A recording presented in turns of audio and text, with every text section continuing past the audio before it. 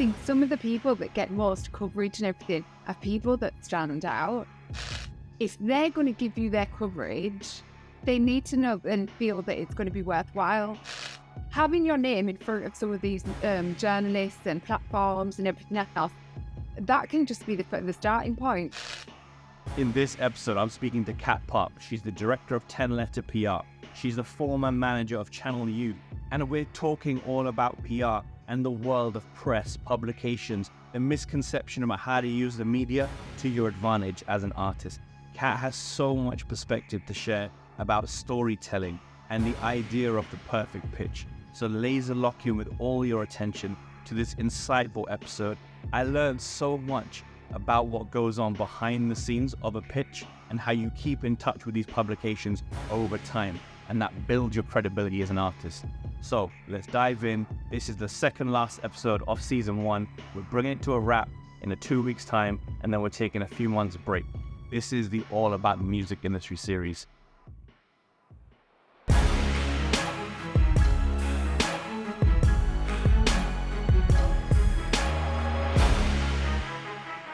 I'm pumped to dive into this conversation.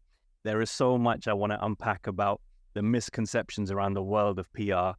I think you have artists doing major activations like Central C, parking Lamborghinis all down through Wembley.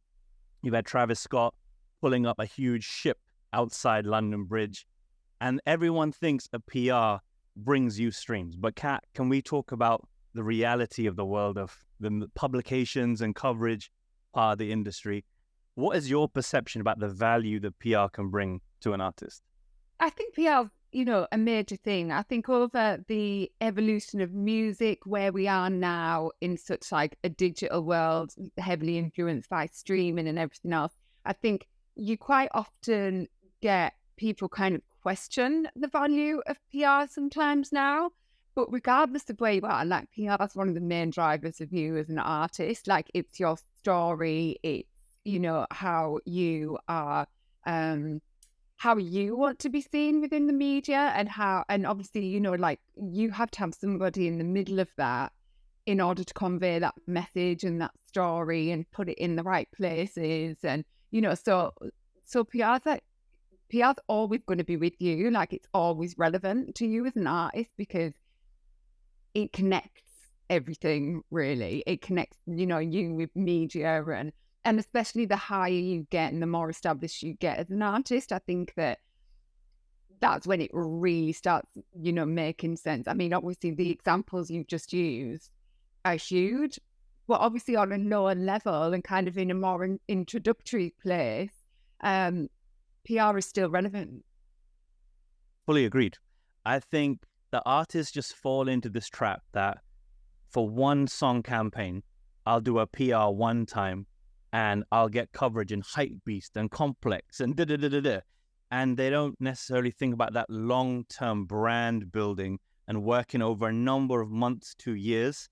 Like Bugsy Malone sent press releases to me as a young blogger, probably 10 years before he actually blew up.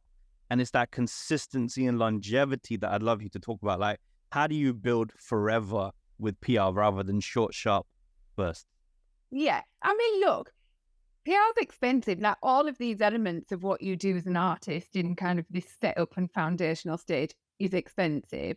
So, and we often have this conversation with independent artists and labels and everything else because, you're putting a lot into it and you're not necessarily going to see those instant results. It's a long-term investment into your brand, right? So, in those early stages, you're probably not going to be able to afford to do a PR campaign on every single track that you release or whatever it might be. So I think the key thing is to speak to your publicist or the PR you end up choosing to come on board and figuring out what the long-term goal is and how in those kind of shorter, like sharper bursts, how you're going to build that into part of your longer term strategy. I mean, obviously you've just mentioned Bugsy there. Like I worked with Bugsy, kind of 10 years ago, almost. And we were very, like we were really key in those kind of early stages of what he was doing and how we were, marketing him and how we were pushing that story, and especially very much like the Manchester vibe and everything that he was doing. And, like he really stood out from the crowd. And it's the same with Krept and Conan. We were working with like those guys. We actually, when I started, like my PR company, Krept and Conan were the first artists that we worked with. And it was really early days for them. But they, from the get-go, they had already done quite a lot of groundwork before we were even there. And it was very much for them. They built their own fan base to the point where they didn't actually rely on anything in particular, other than their fan base. Like their fan base was so strong that could kind of push them into a certain direction. And we used that as the story in order to, kind of then start bringing on media and, establishing them within media and radio and, TV and with magazines and et cetera, et cetera. So I think that, like, you can't completely discount those short, sharp bursts at the start, because it has to be done, especially when the budget doesn't extend to kind of anything longer. But just make sure it is part of a longer term strategy. Recognized. And I really appreciate hearing you talk about these narratives and storytelling and the angle from which you're going to craft not the pitch, but the discussion with the media outlet. Like you start with Manchester and you start with these two young boys from South and East London. And I think a lot of artists just think, just send them my music and they'll talk about it. But actually you have to prepare the press release with some thought and some strategy of what goes into it. Yeah. For a brand new artist, what kind of things go into their very first press release? Some people come to us and they literally don't know where to start.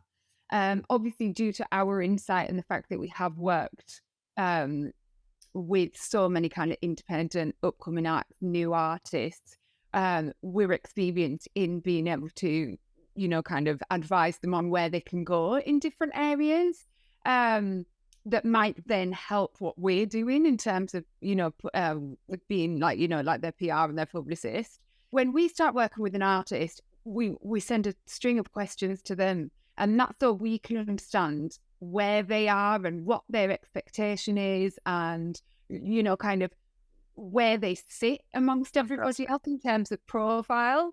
And it might be, and we even ask the question, like, is there anything that we really need to know about? I mean, and that can go as far as being something that you don't want the media to kind of talk about, but that might be out there somewhere. And then also, like, the key things that you do want to be talk about, like how you want to be viewed by like the public and the media. So once we know that, and obviously some of these are like really honest and open questions and answers that you like, conversations that you've got to have, right, with artists, because the last thing you want to do is start a campaign and then all of a sudden something jumps out of nowhere that your publicist didn't know about, because then you're trying to control that side of it and like an element that you didn't know existed. So if everything's clear from the get-go, you can understand each element of what you're trying to achieve and what you're trying to, push out there into the world, and then focus on that. And I think one of the key thing is, especially with new artists, especially with like establishing artists, what's your USP? Like, what is it's setting you apart from everyone else? Because there are, as we know, hundreds and thousands of upcoming independent artists. So yeah, it's great that you've got this track, and it's great that you've got like, whatever, 50,000 streams on Spotify or 10,000 streams on Spotify or whatever. But as an artist, what is it that's different about you? Why is Complex going to care? Why is, like that journalist over there going to care? Like, and that's what we need to, as a publicist, that's what we work with the artists to do and to explore, so we can then turn that into a press release or a pitch, and then start letting people know and letting the relevant places know, and then you start getting the really nice pieces of coverage because the relevant people then want to talk about the relevant things. That's so fire. I definitely love this idea of these scoping questions. You ask them and you use that as the basis. So it's not just, we heard these genres in your song and we're going to make up some babble about the genres. What I love is that you go deep and you've been insightful. A lot of artists that I work with, I do an exercise and I ask them to list the dream publications they want to be on, whether that's YouTube channels, Instagram accounts to post about them, radio presenters, blogs, and they all stall. They don't have enough of a list. So I'm like, if you don't listen to these publications, why should they support you? If you can't imagine that you want to be on X journalist writing an article about you, why should the PR make some magic and make it happen if you didn't care enough to do the research in the first place? Do you ever find that the artists don't know where they want to get featured? They just want the big one from somewhere. Yeah, 100%. It's literally, you find that like expectations is one of the biggest things to manage when it comes down, I think, with anything, but obviously like with PR and, kind of pushing it out there, like we don't have a magic wand. Like, and one thing that I always say to people, and it's a really, like I think it's a really important thing to cover when you're talking about PR, you don't pay for the results. Yep. Like that, I can't turn around to you and say, yeah, you're going to pay me X amount, we're going to work this amount of weeks, and I'm going to bring you back 20 links. Like, 20 pieces of coverage, whatever that might look like. Like, it just doesn't work that way. So I think what you've got to be really open and honest about is, identifying those places. We always look over a target list prior to starting a campaign. And you usually find that there's like a target list that we think like these are the ideal places.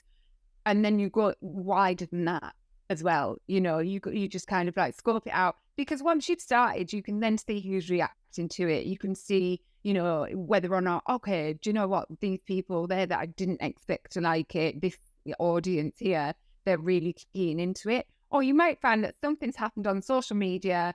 The track's been picked up somewhere that, we didn't expect it to be picked up by, like, tennis match or something like that. Do you know what I mean? And then all of a sudden you can go down a completely different route as a publicist and start hitting that into like different areas of media that maybe weren't open to you before. So yeah, I think that, expectations are a major thing, but it's also like you've got to be quite fluid with, like your approach sometimes. And as an artist, you've got to be quite like welcoming of the fact that it's not cut and paste for everything. Like this is about you. Like, do you know what I mean? Like it's always like specific to the artist. So, and a good publicist is going to jump onto all different elements of the campaign in order to find new routes for us to go, for you to go down and for us to like, kind of tell your story. In fact, I definitely resonate with this idea that you said it very lovely. You said you don't pay for results. You actually pay, in my understanding of PR, for introductions, because you have a black book of contacts, your legacy on your Rolodex of people you can tap up and say, I have a song that might be right for your platform. And so the artist, cannot dampen your credibility. When you introduce an artist to a publication, it has to be right for them, or it jeopardizes your credibility, or you're going to research who is a better fit and do cold intros to them. And sometimes, like you said, you can't guarantee someone's going to say, yes, I'll put it on my publication just because you asked. They get thousands and thousands of messages a day, and they have to cherry pick what's right for their audience. Do people get that twisted, that they think it's a guaranteed thing because they're using a PR at all? Oh my gosh, yeah, I think that's one of the major things. And again, why, I mean, I can't talk for everybody, but it's definitely why we have those conversations before we start a campaign, just so that everyone's absolutely clear on what it is, like how it's going to roll out, what to expect, so it's, 100%. And when we say that, obviously you don't pay for the results, what you do pay for is you pay for the feedback, you pay for the service, you pay, like you said, for like our contacts and the relationships that we've built with people over years and years. Like there's so much more when it comes down to PR, and especially like going back to, kind of our initial conversation, especially when you're starting out and it is, you're being introduced as a new artist. You're not going to get things overnight, so it's having your name in front of some of these journalists and platforms and everything else. That can just be the starting point, because then what happens is you continuously keep them updated as things go on. And then, like from that point, kind of in a year's time, once they see as well that you've got the consistency, like, your music's at a level and it's growing, you're building in terms of profile, then all of a sudden they're like, do you know what? I've seen this artist, I've seen them grow over, the last few months, the last couple of years. I really think that this is the one that I need to be covering now in order to, and then you get into things like spaces like, for example, at the moment, we're now getting into kind of, the last quarter of the year, and you're going to start looking at things like who's to watch for 2024 and blah, blah, blah, blah, blah. So it's like, like it might not be the case of you're going to get the coverage as soon as I send something out then, but if your publicist has kept them updated, if you've grown in all the areas that you need to grow in, and they feel part of the story, then at some point, as long as it resonates with them, they're going to come on board. I vibe with it heavy because there's definitely this idea that if you tap the same person up enough times, and if their circle of contact begin to hear of you, it pressures them into doing the outcome. So if four of the 5 blogs are constantly talking about you and the 5th one keeps declining, they'll be watching, and when they see you on all other 4, we better support. And sometimes it's that chicken and the egg scenario. You can't get support until you have it, and you can't have support until you get it. Yeah, it's 100% true. I want to shift gears a bit. What can an artist do on their own social media channels to give the PR ammunition and talking points in their outreach? So is an artist need to make a buzz for themselves? Do they need to be making colors studio style hanging mic videos, like freestyles? What can they be accountable to like make their socials pop? I hate that phrase, but what can they do to make themselves pop? I mean, look, I think everyone's got to be true to themselves, right? So I think that there's no, like, I've said to you before, there's no cut and paste formula to say, like, if you do this, this is going to happen. So you've definitely got to be true to yourself. I think some of the people that get, like, kind of the most coverage and everything are people that stand out, that people doing things that little bit differently, like they just might be completely unapologetically themselves. And, I think it's whatever it feels right to you. But you've got to be, kind of, you've got to be active. You've got to be like, depending on what story it is that you want to tell, you have got to be that story and write that story in kind of every space that you're doing it. So especially when it comes to socials. Now, I personally feel that obviously it just takes more than socials. Like you need to be like, like live shows, like how's that looking, like what are you doing that's something that little bit different as well, like like are you, if you're going down the route of kind of festivals and everything, like what are you doing there, or like are you chucking things out to the crowd that like we can then go and talk about, and all that side. So then, and is that being mirrored with your socials? And then when you look over at your DSP, that what's happening with your DSP, that everything has to marry up. And as long as I can then start talking about all those different places and like, oh yeah, like, because I can't just say, oh, look, their socials are popping.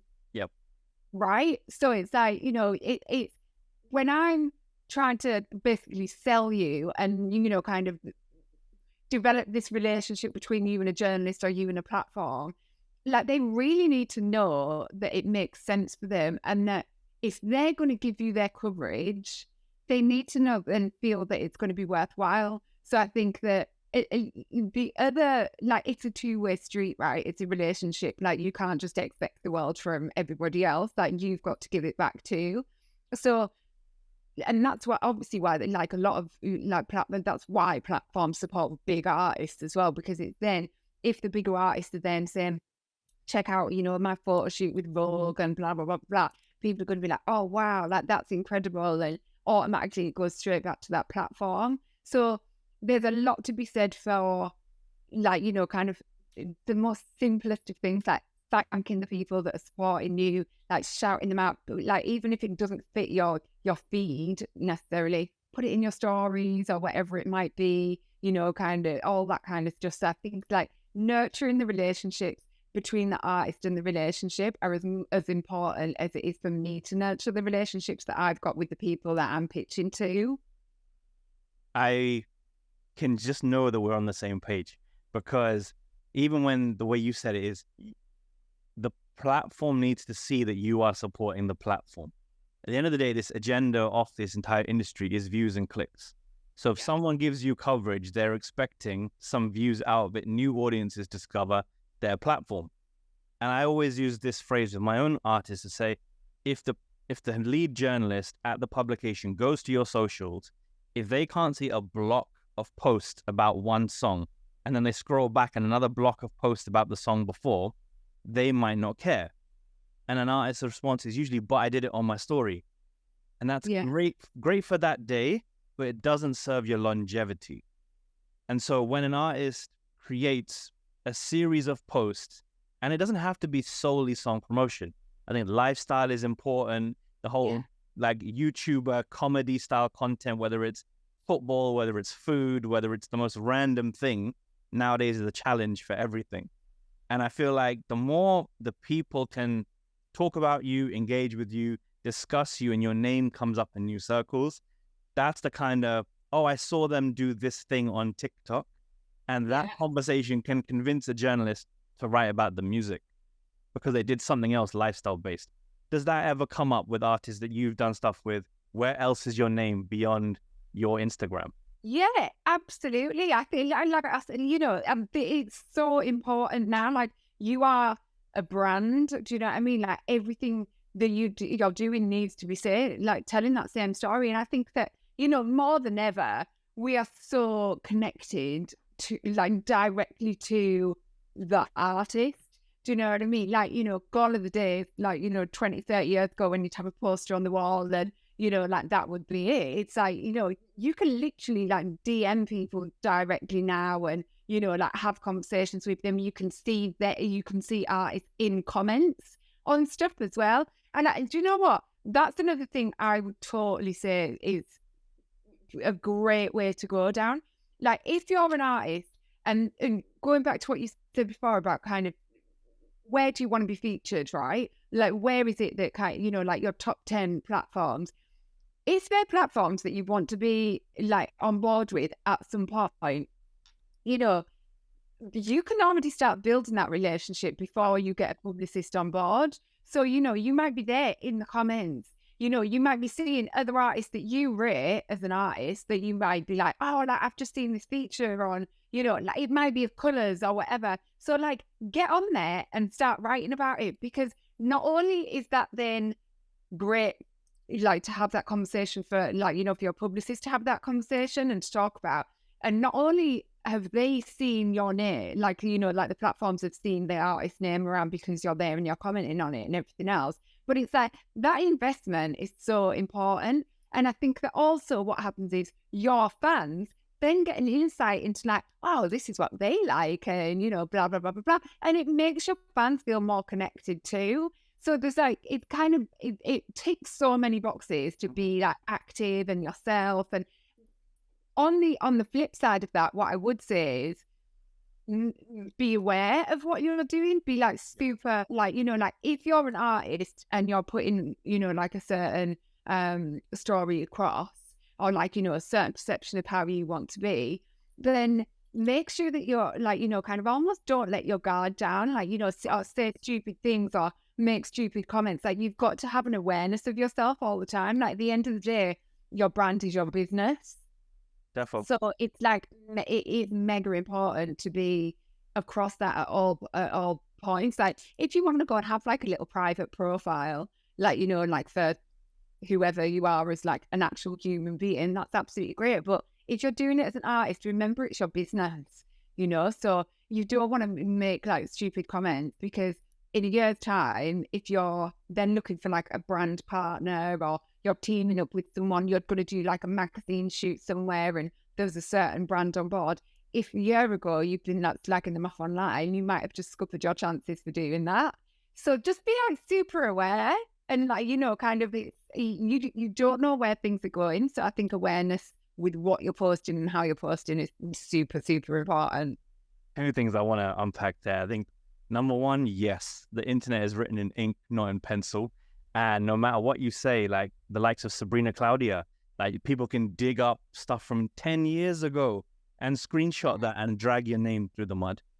I think also on that point is that some artists, they're afraid to praise in public and they don't want to big up someone else's music because they think, well, an artist of my caliber shouldn't be doing that and this, that, and the other.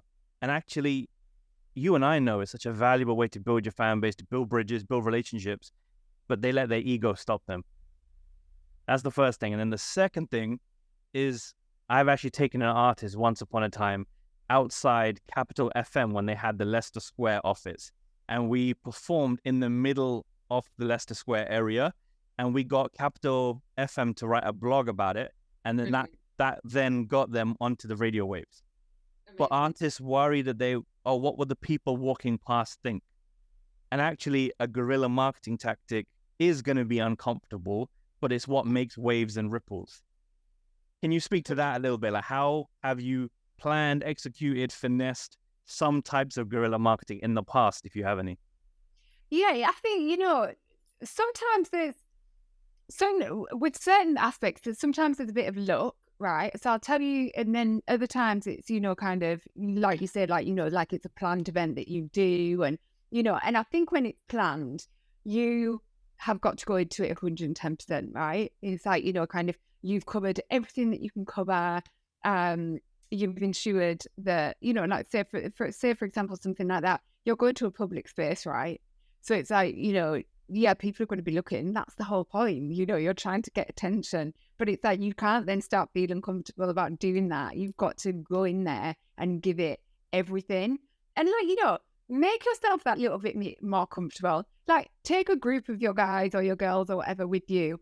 Like, make it feel a bit more like, okay, so even if like no one goes crazy about this, at least I've got some of my guys there.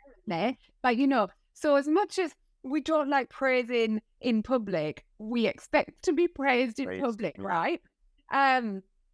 So I think that like, and like it matters. Like that's what we're aiming for. We want people to like us. We want people to like, like what we're doing in our music and do something different and everything else. So yeah, 100%. You've got to go like, you've got to put yourself in uncomfortable situations. And it does. I would say that, and I think that like I live by that as a lesson of life and not just kind of like, for a business point of view. But I truly believe that if you don't go out there and give yourself opportunities, then you're like, they're just not going to come to you. So I think the more you're able to do that and the more, kind of confident you are about kind of stepping out of that box, then I think the more that you'll get back for it, 100%.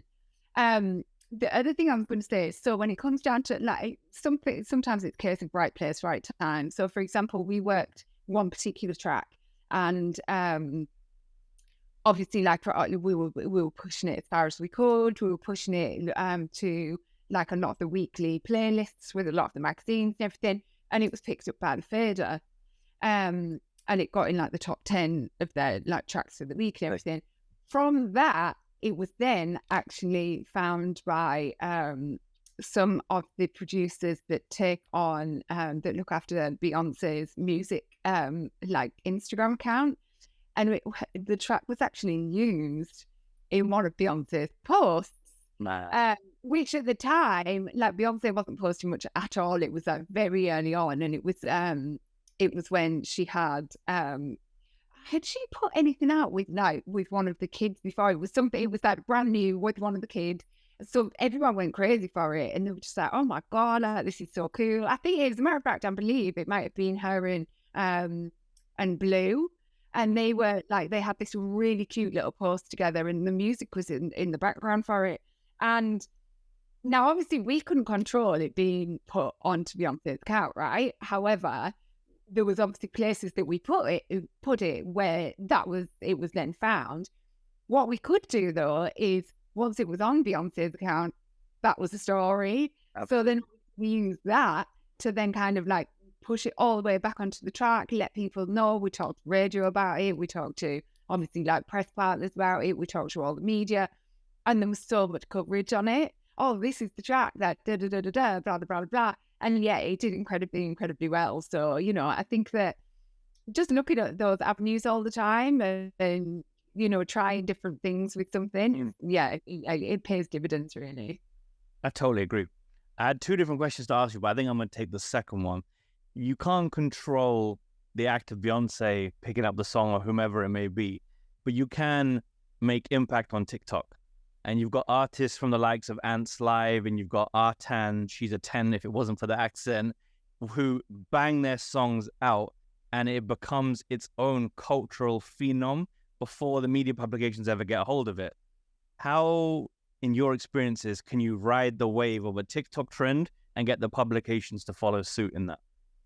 Yeah, I think, do you know what? Now, you can't do it with every single TikTok track.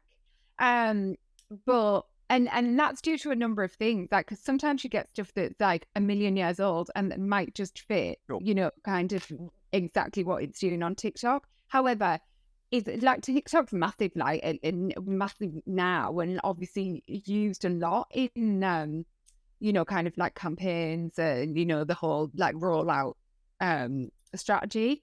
So I think in order as media to do that, like, it's brilliant because it gives you automatically, it gives you a talking point, it gives you something like, you know, like a foundation that you can build from.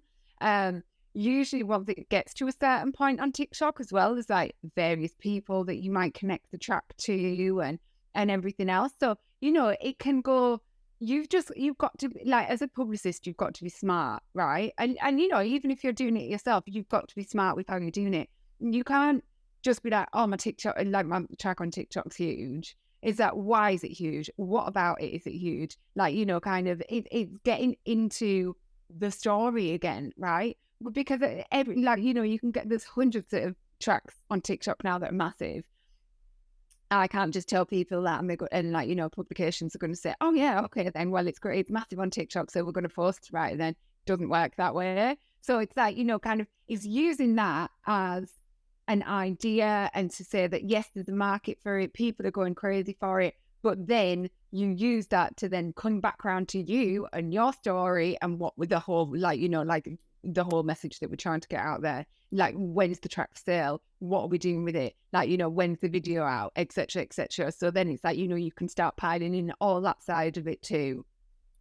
I think this is fascinating. I think it all stems from the fact, like, does an artist reach out before the song blows up to a PR and say, I want to ride this wave?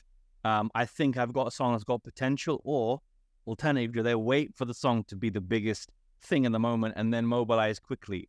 What's best? What do you prefer? Like, all those types of things. Well, so, I mean, obviously it can happen both ways. We tend to prefer, I mean, usually what happens is before it gets huge on TikTok or anything else, there's, like, you know, an artist has been putting things out for a while, there's been some profile building going on, etc. So it kind of takes it back to, you know, those original conversations we were having about, like, that long-term strategy and what we're going to do, and having different areas covered within a campaign, like PR, radio, like your DSPs, your social media, marketing, whatever it might be. So I think that, you know, kind of, and then you get those ones that just blow up and you just, like, you know, you hit it lucky or whatever, in which case you might be like, wow, okay, I need to, like, maximize what I'm doing with this and, you know, try and get different teams on board, and that's fine. I would usually say that if you like, you know, build a team around you, kind of like in the earlier stages of what you're doing, and then you have a bit of a release strategy. So you might think, I might do 3 singles a year, I might do 4 singles a year, whatever it might be. I might drop bits and pieces in between. I might just do little bits on TikTok in between, or just drop a little video on YouTube over here, or whatever it might be. But I would always say, like, have a rough strategy. Like, things can always change, you can always move it around, but just have a bit of a strategy in your head of how you're going to roll things out, who your team is going to be, discuss it with them. Like you might find that you say, oh, I want to drop it this week of the year. And it might be like, well, hang on a second. It might be a really bad idea because this event's happening or that event's happening and all the media attention is going to be over there. We had a lot of that, for example, during the whole like coronation and like obviously, in that all that kind of time, like anything that's kind of happening about the royals and all that kind of stuff, everything stops, right? So like, you don't want to try and contend with someone like the royals. So, it's just, if you have people on board, you can kind of maximize what you're doing, and not everything will be like controlled by like the hour, the minute, the day, but you can have enough of an insight from all the different people that you're working with to kind of give you as much chance as possible of, some sort of breakthrough. I think that makes total sense. And I love how switched on strategic you and your team are to know the hurdles that might occur before they ever occur. I think that's fire. It's even things like, like bank holidays and stuff like that, right? Because, journalists and media and everyone else are, we're like, everyone's saying everyone wants a bit of time or a free day off. So, trying to avoid things like that for certain things, like it might really work because everyone's at home and watching like TV or listening to a certain radio station or whatever. But we tend to avoid, kind of releases on bank holiday because especially if it's that Friday, Monday bank holiday. Yep. For example, you then losing the Friday, you're losing like, and if it comes out on the Friday, people are already off. Yep. They're not working. Then you've lost the Saturday, then you've lost the Sunday, then you've lost the Monday. So they're not getting it until they get back into the office on Tuesday morning and picking up their emails. And yours might be there on underneath, like, another 150 emails or whatever. So always try and kind of like stay at the top and, kind of like you think about when it's coming and what, like, kind of like any dates and anything that might get in the way. I think the tactical side that you and your team have mastered is amazing to watch. So I think wanting to just round up, I had so many more questions, but I think we'll have to bring you back for a part 2 to talk about radio, and so much more. Is what are some of the good etiquette pieces of advice that people can do in reaching out to 10-letter PR? And like, how do they approach you and say they want to work, how they want to do a campaign? What are the nice to haves and the definitely don't do's for you? So I think, like with anything, I think like if you're coming into it as an artist and like, kind of as a newer artist, I think no matter who you're reaching out to, just, like it sounds so obvious, right? But just be polite, like be professional. When you're sending things over to people, give people as much of an insight. Not everyone's got everything kind of lined up. Some people literally might just have a track and be, I think I need PR, but I don't really know what I'm doing. And that's fine. We're never going to say, oh, well, you haven't sent us a professional email, so we're not going to work it. But, because realistically, like that's our job as well. We're there to help kind of nurture that and build that for you. And what's always great for me to have is if someone approaches me and they say, look, this is my rough timeline. This is my expectation. This is where I'm at so far. This is what I've done. This is what I've got in terms of assets. So it might be, if you are looking at radio or something like that, then, like this is the original version of my track. This is the clean edited version of my track. Like have everything labeled. Oh my gosh, that is one of my biggest bugbears in the world. Like just make sure everything's labeled. Like I get so many tracks sent to me. So if I've been sent something and then I might go back to it a couple of days later and I'm like, I don't know what this file name is, but if it's got your name, your artist name on there, it's got your track name on there, I'm going to put it in the search bar and it's going to pop up for me. So just make sure things are named properly, that you can like pop them in, I don't know, a Dropbox folder or a transfer file or whatever it might be. And, like just make sure everything, like I don't want to have to go through like or download like 20 different links, like just put everything in a folder, zip it up and pop it to me, whatever way that makes sense. You've got to make things as easy as possible for people. Like, everyone's busy, everyone's, doing a million things. So make it easy, make it compact, just make it like your instructions are easy to follow.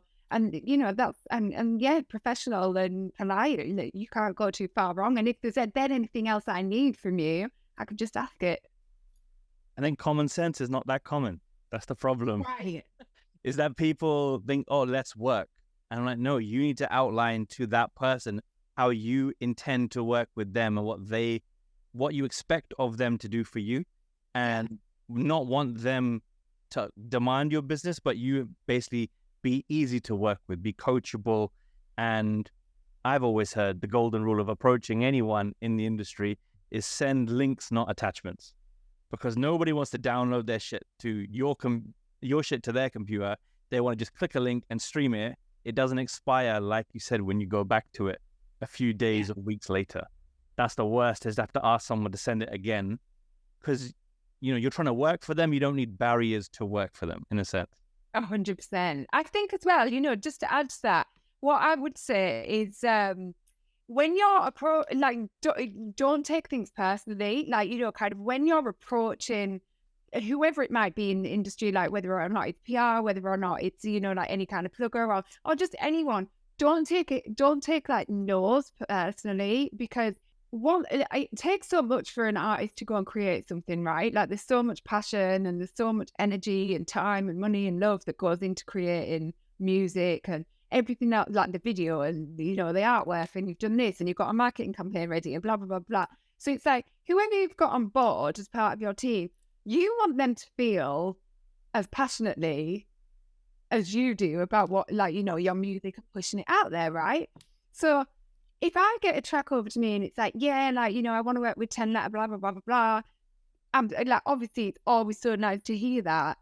What I would say though is sometimes it's not the right fit for us. Sometimes like genre-wise, we might say, do you know what? I just don't think our contacts are going to get this, because it's something that they're not used to hearing from us. For example, like I'm not going to work a rock record. I don't have the contacts for doing that. I could probably get them if I wanted to go and get them, but it's not where it's not our forte. It's not where our relationships are. It doesn't make sense to us. Like the platforms that, support that kind of vibe, like they're not used to hearing from me. So, we're not kind of a trusted source for them and all the rest of it. Whereas if we get something, like there might be like hip hop or drill or like, R&B or whatever it might be, then we, people like our contacts expect to hear that from us, and we've got those relationships already there and they exist, and, and there's a level at which we work. So it's like, whether or not it's brand new or not, it's got to appeal to us and we've got to be engaged with it, because then we're going to work harder to get it out there. So if anyone says no to you, it's like, it's actually like of benefit to you sometimes. So you can't just think like, oh, you're not working it because you don't like it. I might not work it because I just don't feel I'm the right person for the job sometimes. I think that's the best type of service a professional can give an artist, is to want what's best for them. I think there are other sharks in this game who will just blast it out to an email list and say, right, campaign done, invoice, here you go. And I think it takes the right type of PR and the right type of person as a human to say, there are other people who can serve you better. I'm not the right fit at this right time. Yeah. I think that is the perfect place to leave this. Thank you so, so, so much, Kat. You're a star. You're a friend. We go way back. And I'm honored to have you on the pod. Thank you so much. I need to get you back again for sure. Oh, you're so welcome. It's been a real pleasure. I love chatting with you always.